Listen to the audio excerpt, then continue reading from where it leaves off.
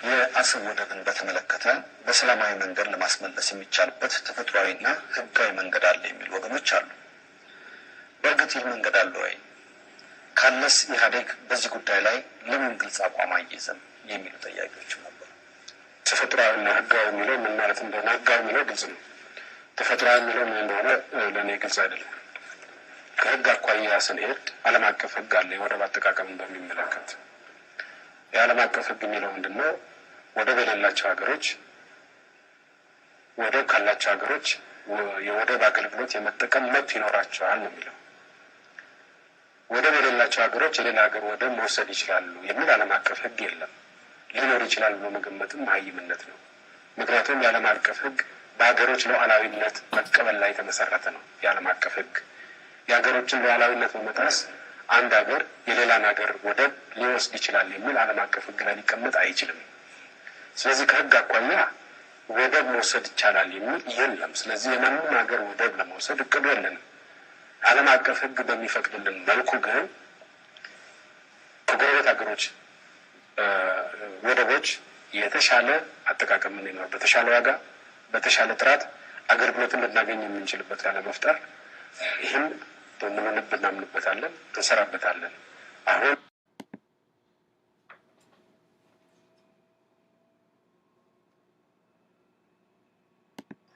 ስለ ኤርትራ አንድ ቃል ልናገር። ኤርትራ የኢትዮጵያን ጀሌዎች ተጠቅማ ኢትዮጵያን ለማተራመስ ትፈልጋለች ተባለ። ይህንን ሀሳብ መከራከር በጣም አስቸጋሪ ነው። ኢንፎርሜሽን የለንም። ኢንፎርሜሽን ያለው መንግስት እንዲህ ካለ ማመን ያስፈልጋል። ግን አንድ ጥያቄ አለ። እነዚህን የኢትዮጵያን ጀሌዎች ለኤርትራ አስረክበን ዝም ነው የምንለው? ይውሰዳቸው ኤርትራ ለምን? ይህን በጥበብ በእውቀት በኤክስፒሪየንስ በዲፕሎማሲ ተጠቅሞ የኢትዮጵያ መንግስት እነዚህን ጀሌዎች ወደ ኢትዮጵያ ወደ እናት ሀገራቸው እንዲመለሱ ማድረግ መሞከር አለበት። ልክ ምንም ማድረግ እንደማይቻል ነገር በቃ አስረክበናል፣ ሌላ ምንም ምርጫ የለንም፣ አማራጭ የለም፣ ከኤርትራ ጋር ዘላለም ይኖራሉ ብሎ ማሰብ እኔ ትክክል አይመስለኝም።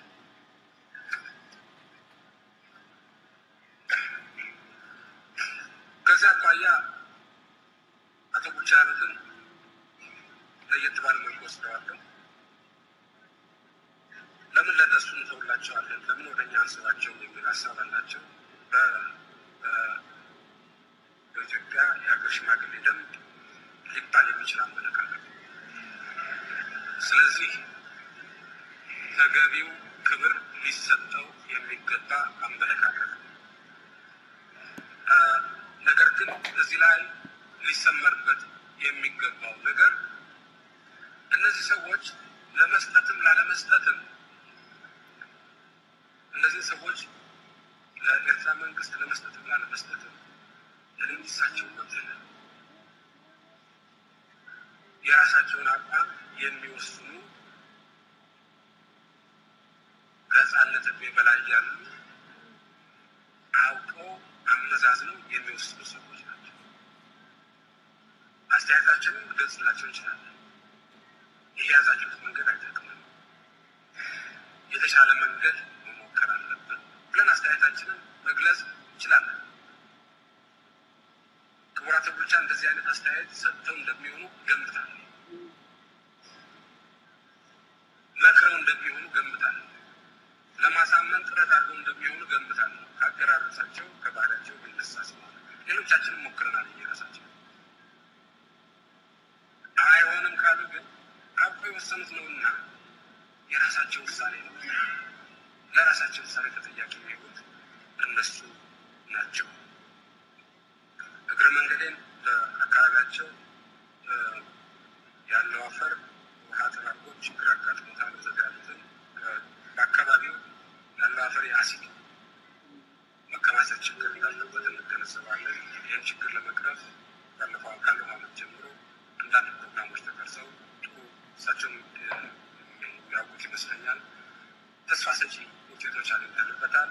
በያዝነውም ዓመት አጠናክረን እንሄድበታለን።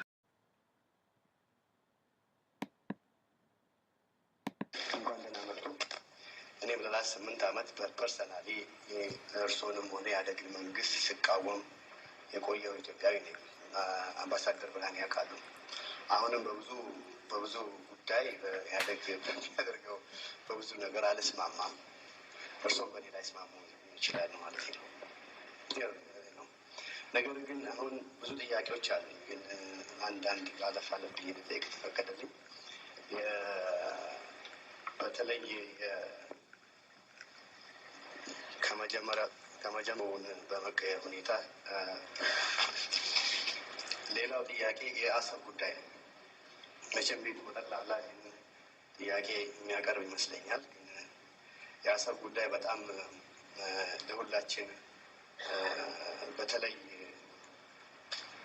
የእርስዎ ንግግር የኤርትራኖቹ ግመል ያጠጡበት የሚል አመለካከት ተናግረው ነበር ከዚህ በፊት። በእርግጥ ንግግሩ የኢትዮጵያ ካልተጠቀመችበት አሰብ የግመል ማጠጫ ይሆናል የሚል ነገር ነው ይመስለኛል አባባሉ። ግን ኤርትራኖች ደግሞ ከግመል ማጠጫ ሌላ ሊጠቀሙበት የሚችሉት ኮንዲሽን ይፈጠር ይሆናል። ደግሞም እየታየ ነው። አሁን በቅርብ ጅቡቲ ላይ እንደሚያደርጉት የጅቡቲን ወደብ በኮንትራት ደረጃ ተሰጥቷል ለሌላ አረብ መንግስት። እነዛ ሰዎች አሁን ኢትዮጵያን በፈለጋቸው መንገድ ታክስ ሊያደርጉ ረፉ አትረፉ ደሩ አትተርጉ ለማለት የሚችል መብት አላቸው።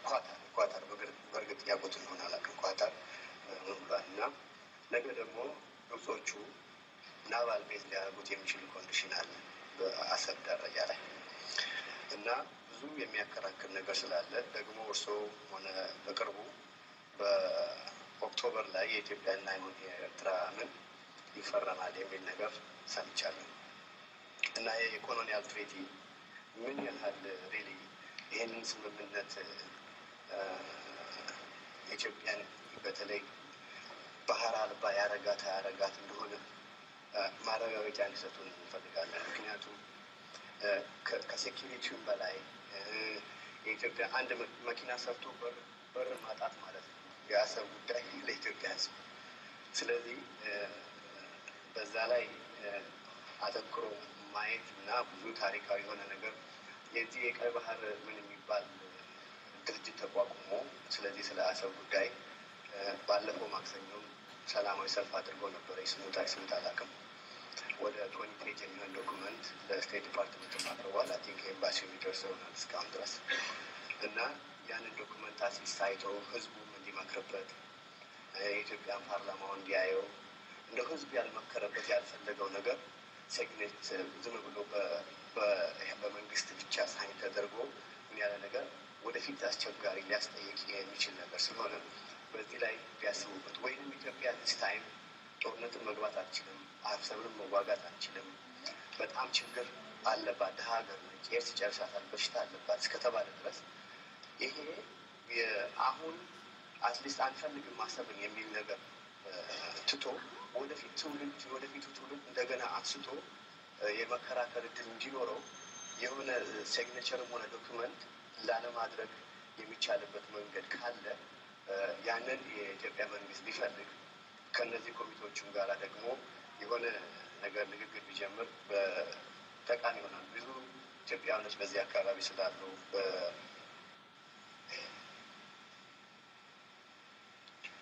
ኢትዮጵያ እስካሁን ድረስ ዓለም አቀፍ ሕግን በማክበር እንጂ ዓለም አቀፍ ሕግን በመጣስ የምትታወቅም አይደለችም፣ የምትጠቀምም አይደለችም።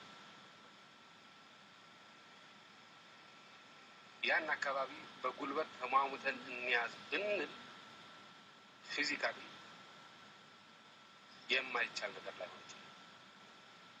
ተሟሙተን ልንይዘው እንችል ይሆናል። ነገር ግን ያን ይዘን የዓለም አቀፉ ማህበረሰብ ኖርማል አባል ሆነን መኖር አንችልም። በሰዎቹ አባባል ፓራያ ስቴት ነው። የተነጠል የተወገዝን አገር ነው የምንሆነው። በአሁኑ ሰዓት መነገድ ይኖርብናል። በአሁኑ ሰዓት ኢንቨስትመንት መሳብ ይኖርብናል። በአሁኑ ሰዓት ለልማት የሚያስፈልገን እርዳታ ማግኘት ነው። ከጠቀሜታ አንጻር አሰብን የምናየው ለልማታችን አስፈላጊ ነው በሚል በጉልበት እንያዘው ብንል ግን ስንለማ ሸቀጦቻችን የሚወጡበት በር ይጠፋል በሚል ሂሳብ ያንን በር በጉልበት እንያዝ ብንል ግን የሚወጣ ሸቀጥ ማምረት የማንችልበት ሁኔታ ነው የሚፈጠረው። ስለሆነም ወደቡም ያዝነው አልያዝነው ለውጥ አያመጣም። ያለ በወደቡ ተጠቅመን ልንሸጠው የምንችል ሸቀጥ አይኖረንም። የተነጠልን የተወገዝን ሀገር እንሆናለን። ተራ ያስገኝ እንሆናለን። በእንደዚህ አይነት ሁኔታ ከድህነት መላቀቅ የምንችል አይደለም። አሁን ያለው የዓለም አቀፍ ኢንቫይሮንመንት ታውቁታላችሁ። ዓለም አንድ መንደር የሆነችበት ሁኔታ ከዚህ ዓለም አንድ መንደር ከሆነችበት አካባቢ ተነጥለናል፣ ማርጂናላይዝድ ሆነናል ተብሎ ነው በአፍሪካ ደረጃ ቦታው የሚለቀቀው። ግሎባላይዝድ ከሆነው ኢኮኖሚ ተጠቃሚ መሆን አለብን፣ መሳተፍ አለብን፣ መግባት አለብን እየተባለ የሚነገረው ከዚህ የባሰው ነው የሚያራርቀን፣ ተጠቃሚ እንዳንሆን የሚያደርገን ወደ ምኑ ነው የሚጠቅመው? በጉልበት እስከሆነ። ስለዚህ ያን አካባቢ በጉልበት መያዝ ከመርህ አኳያ ያስኬዳል አያስኬድምን ለጊዜው ብንጦ ከጥቅም አንጻር ያስኬዳል አያስኬድምን ብቻ ብናይ የሚጠቅመን አይደለም። ጨርቃ ጨርቃ መረት ያን አካባቢ በጉልበት ይዘን እንደ በአካባቢው እንዳሉት የመንደር ጎረምሶች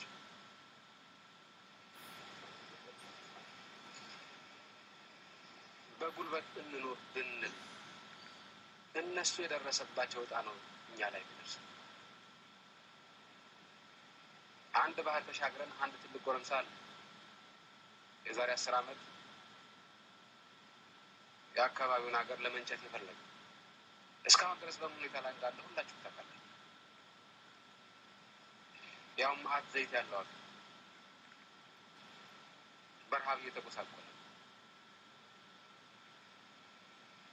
ስለዚህ ለአሰብ ብለን ድህነትን የምንጋብዝበት መነጠልን የምንጋብዝበት ምክንያት ሊኖር አይችልም በጉልበት እስከሆነ።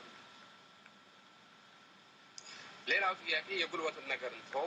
የመንደር ጎረምሶች አይደለንም። በህግ የምንገዛ ሀገር ነን።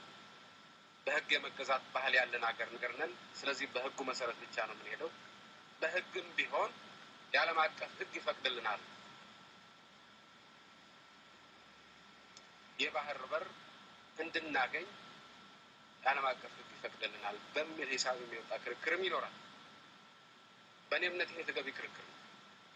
የዓለም አቀፍ ህግ በእርግጥም ላንድ ሎክ የሆኑ ሀገሮች ማግኘት መብት እንዳላቸው፣ የማግኘት መብት ሲባል በኃይል የመያዝ ወይም በባለቤትነት የመያዝ ሳይሆን በወደቦች የመጠቀም አክሰስ ቱ ዘ ሲ የማግኘት መብት እንዳላቸው በማያሻማ ሁኔታ ተደንግጓል።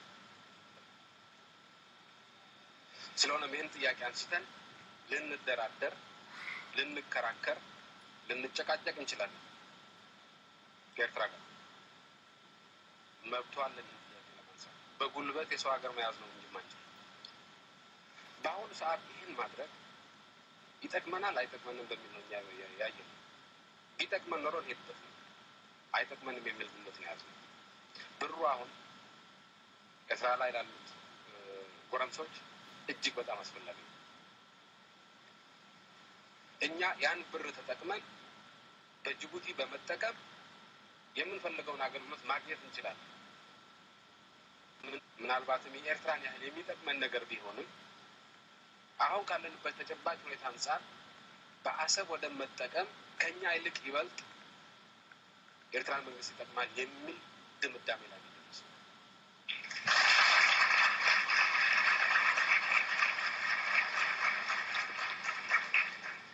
ስለዚህ በኤርትራ የሚኖረው ሁኔታ ለዘለቄታው የሚመች እየሆነ በንጥልጥል ብናቆየው ይሻለናል ነው ያለው።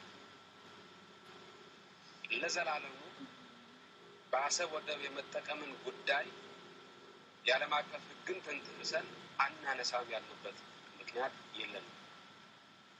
በአሁኑ ሁኔታ ሳይሳካላቸው በቀረበት ሁኔታ ይህም የራሱ ፖለቲካዊና ኢኮኖሚያዊ ተጽዕኖ በስርዓቱ ላይ ባሳደረበት ሁኔታ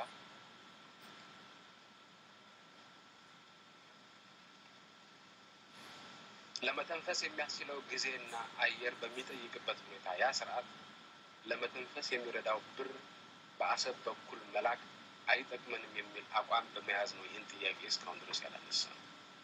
ወቅቱ ሲደርስ ጠቃሚና አስፈላጊ ነው ብለን የምናይበት ደረጃ ላይ ስንሆን እናነሳዋለን። ስለዚህ በስርዓቱ ውስጥ ወታደራዊ፣ ኢኮኖሚያዊና ፖለቲካዊ ቀውሶች ማቆጥቆጥ በጀመሩበት በአሁኑ ሰዓት ይህንን ብር ኢንጀክት አድርገን ያንን ቀውስ የምናደርግበት ምክንያት የለንም ብለን